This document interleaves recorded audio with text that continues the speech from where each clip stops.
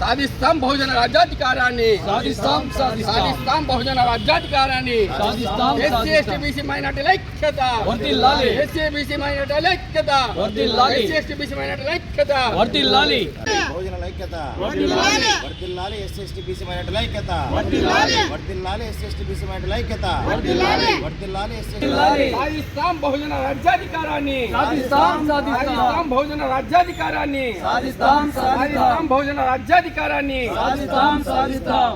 సాధిస్తాం పులి ఆశయాలను, సాధిస్తాం పులి ఆశయాలను, సాధిస్తాం అంబేద్కర్ గారి ఆశయాలను, కొనసాగిస్తాం కాన్సీరామ్ గారి పాట ఆశ.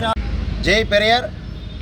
ఈనాటి కార్యక్రమం ఉద్దేశించి భారత్ బహుజన ఆధ్వర్యంలో బహుజన ఆత్మగౌరవ సభ మన ఆర్కే ఓబ్లేస్ అన్నగారి సారథ్యంలో రేపు నెల 3వ తారీఖు జరగబోయే ఈ సభకు ప్రతి ఒక్కరూ ఎస్సీ ఎస్టీ బీసీ మైనార్టీ అగ్రవర్ణాల పేదలు, అదేవిధంగా ముఖ్యంగా న్యాయ బ్రాహ్మణుల సంఘాలు ఎవరైతే ఉన్నారో వాళ్ళంతా వచ్చి ఈ కార్యక్రమాన్ని విజయవంతం చేయవలసిందిగా కోరుకుంటున్నాను.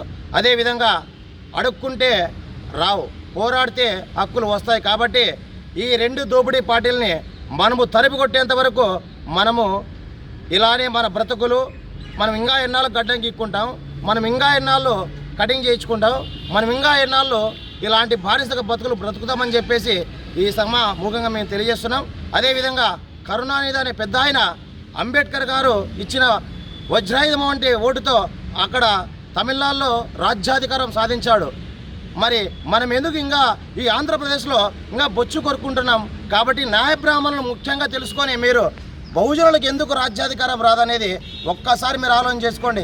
మీరు మేము కలిస్తే, ఎస్సీలు బీసీలు కలిస్తే రాజ్యాధికారం వస్తుంది. ఇక్కడ రెడ్లు కమ్మలు 2% మాత్రమే ఉన్నారు, మనం 8% ఉన్నాం. మరి మనకు సిగ్గు శరం ఏమైనా ఉందా? మనం ఎందుకు ఇంకా మనం రాజకీయాలు ఎందుకు చేయలేదు మనము? కాబట్టి దయచేసి చెప్తున్నా మిత్రులారా,